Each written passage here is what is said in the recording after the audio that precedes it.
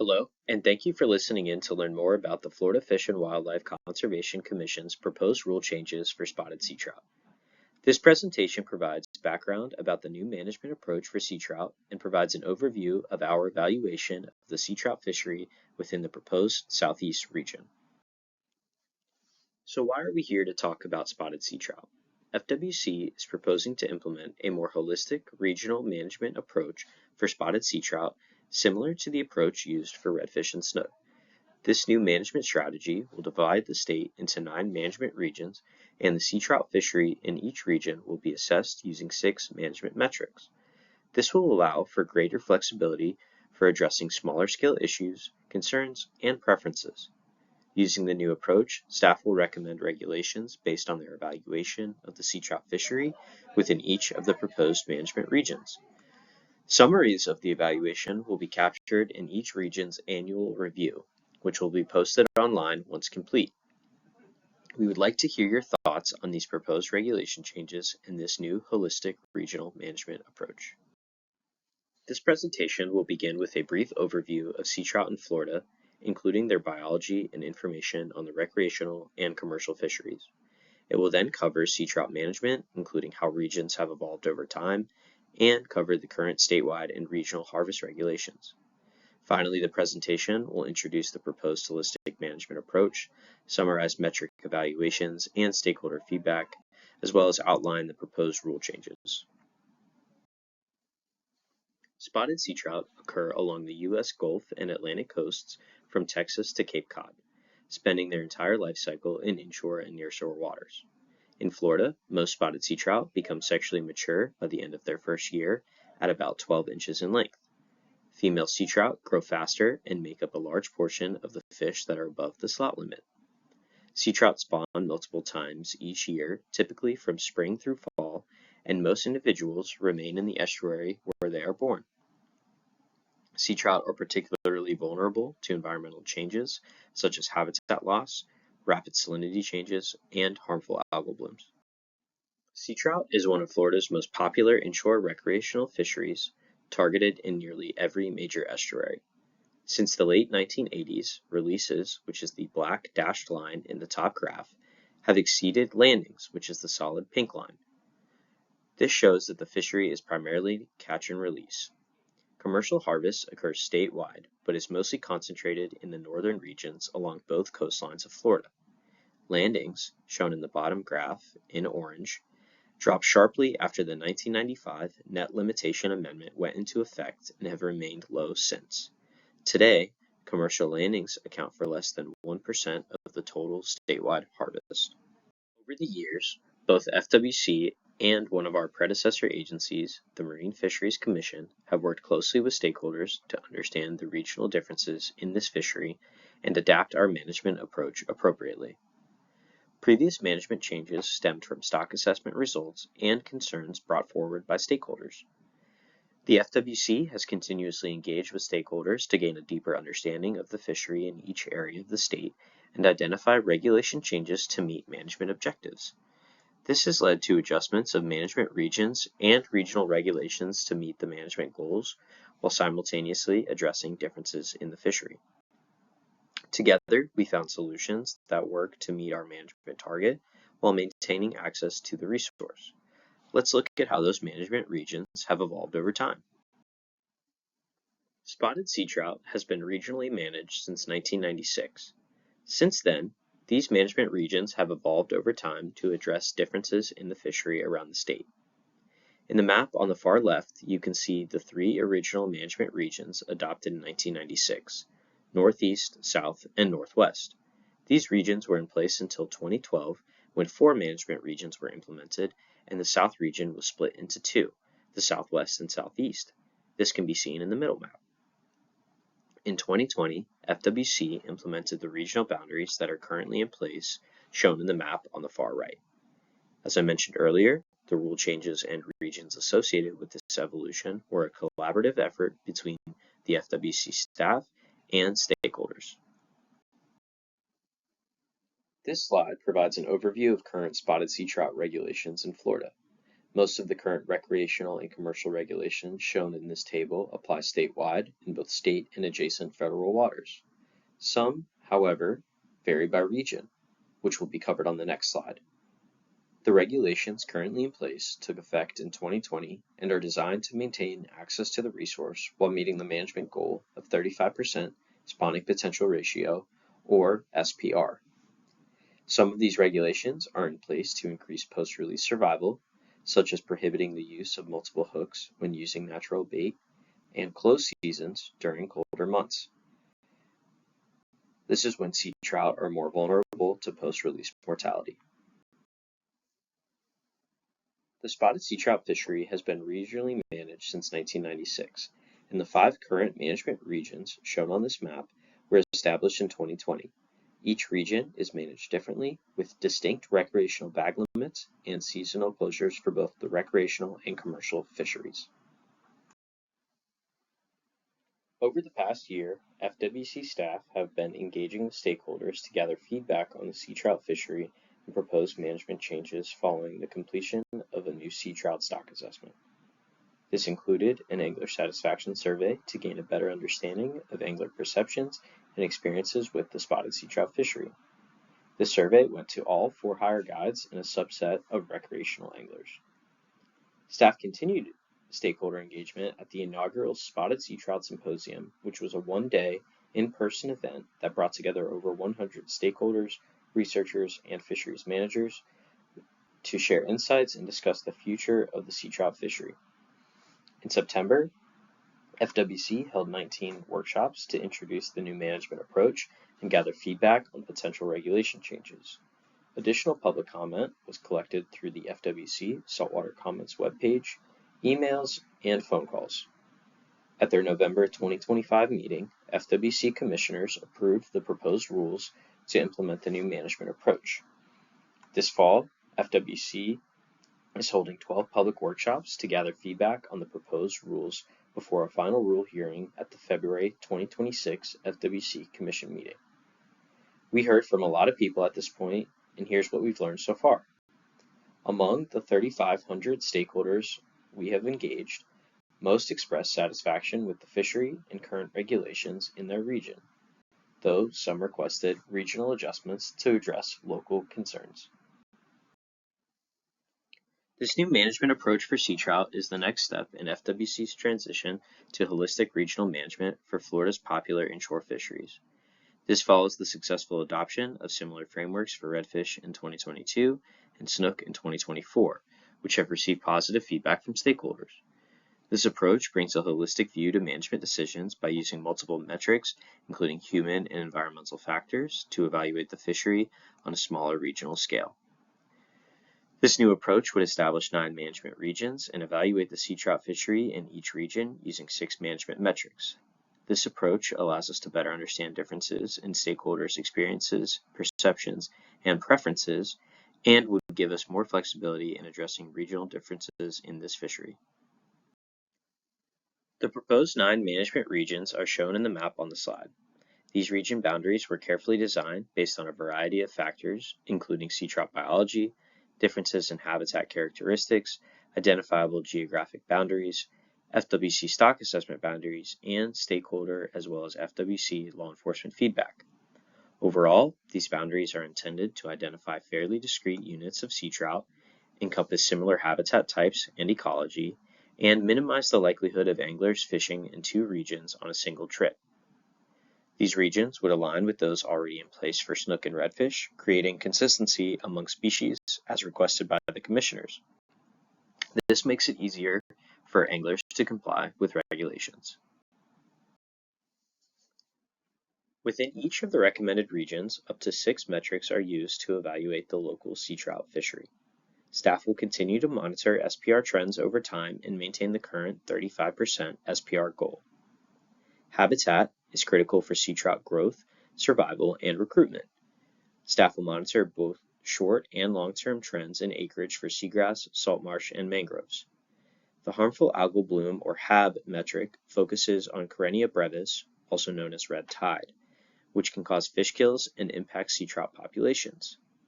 Staff will evaluate the frequency and average duration of annual blooms in each region and compare recent bloom activity to historical patterns.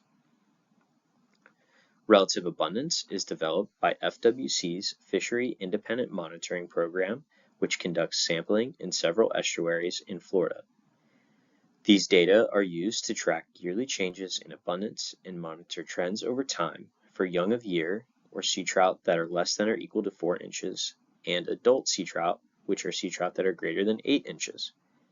Fishing effort and landing estimates are generated from NOAA's Marine Recreational Information Program, also known as MRIP. This information is used between stock assessments to provide insight into fishing activity and evaluate the effects of regulation changes. Staff will assess this metric by monitoring annual changes and long-term trends. Stakeholder feedback, collected through surveys, workshops, direct communication, and online comments, helps staff better understand angler satisfaction at the regional level. This input is an important part of the rulemaking process, and staff will continue to incorporate it into the management approach for spotted sea trout. On this slide is an example of our annual review for the proposed Southeast region. These 2-page publications will be completed each year and posted on our website. These documents summarize all available metric information along with staff's interpretation of the data.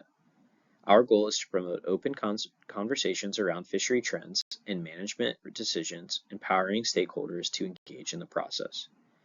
This strategy has been successful in our management of redfish and snook, and we are confident it will be equally effective for spotted sea trout. Let's look closer at the boundaries of the current South region and then the new proposed Southeast region using the maps on the slide. The current South Management Region runs from Fred Howard Park in Pinellas County through the Broward-Palm Beach County line. The proposed Southeast region would extend from the Martin-Palm Beach County line south to the Monroe-Miami-Dade County line, and include all inland waters of the area colored yellow on the map on the right, and all waters of the Hillsborough Canal, Miami Canal, North New River Canal, West Palm Beach Canal, and the Loxahatchee River. Over the next few slides, we'll take a closer look at each of the 6 metrics and highlight key takeaways from our inaugural evaluation of the spotted sea trout fishery in the proposed Southeast region. The first metric, spawning potential ratio, or SPR, is used to evaluate the impact of fishing on the sea trout stock. SPR is the ratio of the total biomass of mature fish in a fish population compared to the total biomass that would exist if the population were not fished. Achieving the 35% SPR goal maintains the stock above the biological limit of 20% SPR and maintains resiliency within the stock. An SPR at 20% or less is not sustainable, and managing for higher SPRs provides for higher abundance of large trophy sea trout. We monitor SPR trends over time and compare SPR from the stock assessment to our management goal. The sea trout fishery was last assessed in the 2024 stock assessment, which determined that the Atlantic stock was exceeding the 35% SPR management goal. This metric will be maintained in the new management approach and updated with each spotted sea trout stock assessment, which typically occurs every 4 to 6 years. It is important to note that SPR is determined at the stock level, so it is not appropriate to assess it at a smaller regional scale. Despite the positive results, the angler experience on the water does not always align with the stock assessment. The quality of someone's fishing experience can vary based on where they are fishing, as the fishing experience is impacted by local variables such as environmental conditions, fish behavior and distribution, and fishing activity.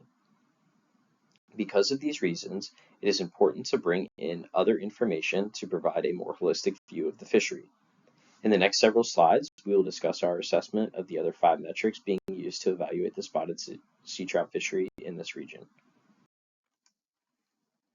The next metric is fishing effort and landings, generated from NOAA's Marine Recreational Information Program, also known as MRIP.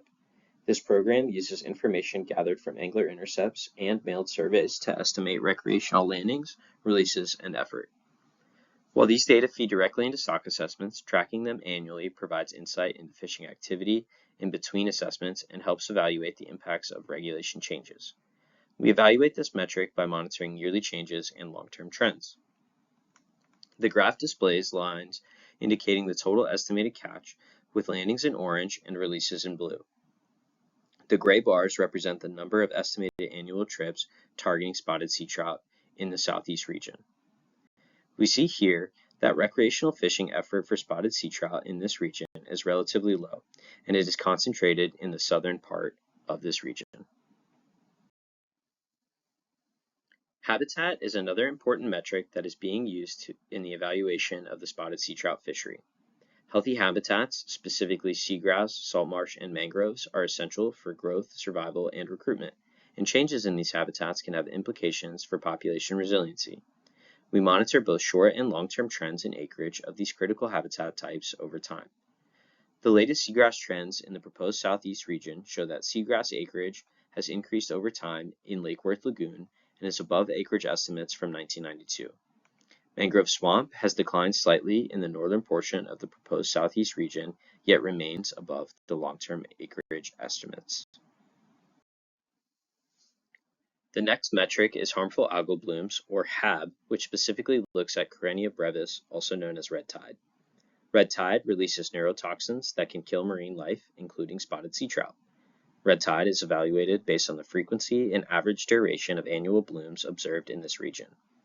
Additionally, we compared the previous year's bloom activity to historical bloom patterns in the region. Red tide is not commonly observed in the proposed southeast region, and in 2024, there were no red tide bloom events that reached concentration levels that could have impacted fisheries in this area. Stakeholder feedback is the next metric used to assess spotted sea trout. It is collected to better understand angler satisfaction at a regional scale. As mentioned earlier, the quality of someone's fishing experience can vary depending on location and does not always align with stock assessment results. We gather stakeholder feedback using a variety of methods to capture current angler satisfaction and track changes over time. The proposed southeast region did not receive enough responses to the survey to analyze stakeholder feedback with confidence to inform management decisions. Trends in relative abundance is another metric that can inform how sea trout populations change over time. FWC's Fishery Independent Monitoring Program conducts sampling in several estuaries around the state using small and large seines. The data from this sampling are used to develop annual abundance trends for spotted sea trout that are less than a year old, also called young of year, and some adult or adult spotted sea trout that are greater than 8 inches. These data are used to track yearly changes in abundance and monitor trends over time. This region has data gaps in abundance monitoring due to lack of long-term monitoring programs. Therefore, there is an absence of long-term abundance trend monitoring in this region. Overall, staff's evaluation of the metrics for the southeast region indicates the fishery is doing well and anglers are satisfied with the current regulations. Staff have proposed establishing the new southeast region and using similar regulations as the current south region. The middle column in this table shows the current regulations for the south region, which is outlined in the top right map. The far right column in the table lists the proposed regulations for the new southeast region, which is outlined in the bottom right map. The proposed regulations for the new southeast region are a 3 fish per person recreational bag limit, allowing recreational anglers to harvest 1 fish over the 19-inch maximum slot limit per vessel or 1 per person when fishing from shore, a 15 to 19-inch recreational slot size limit, a 15 to 24-inch commercial slot limit, no recreational closed season, a commercial closed season from November 1st through May 31st, a 50 fish per person commercial bag limit, and a 50 fish commercial vessel limit if only 1 SPL holder is fishing, and 100 fish if 2 or more SPL holders are on the vessel. We are interested in all feedback, but mostly we'd like to hear your feedback on the proposed regulations for the new southeast region, which are listed in the table on the slide. Let us know what you think by visiting myfwc.com/saltwater comments and leaving us a comment. Please make sure to select spotted sea trout as the topic when submitting the form. Thank you for taking the time to learn more about spotted sea trout and the proposed new holistic management approach and regional regulations. During November and December 2025, FWC held 8 in-person workshops across Florida as represented by the stars on the map, along with 4 regional-focused virtual webinars. This recording is one of 9 recorded presentations that staff created for the proposed management regions. The recordings for each region can be found by visiting myfwc.com/saltwater workshops. If you or someone you know would like to provide comments, there are multiple opportunities to weigh in. You can provide comments through our web form at myfwc.com/saltwater comments or email them to marine@myfwc.com. After evaluating the feedback, we plan to present a final rule proposal to the Commissioners at their February 2026 Commission meeting. The Commission presentation will include a summary of the feedback that we have received through this workshop and other stakeholder engagement efforts. Members of the public will also have the opportunity to comment on the final proposed rules at the February Commission meeting. That concludes this presentation. Thank you again for taking the time to listen in. If you have any questions, please feel free to contact staff at marine@myfwc.com.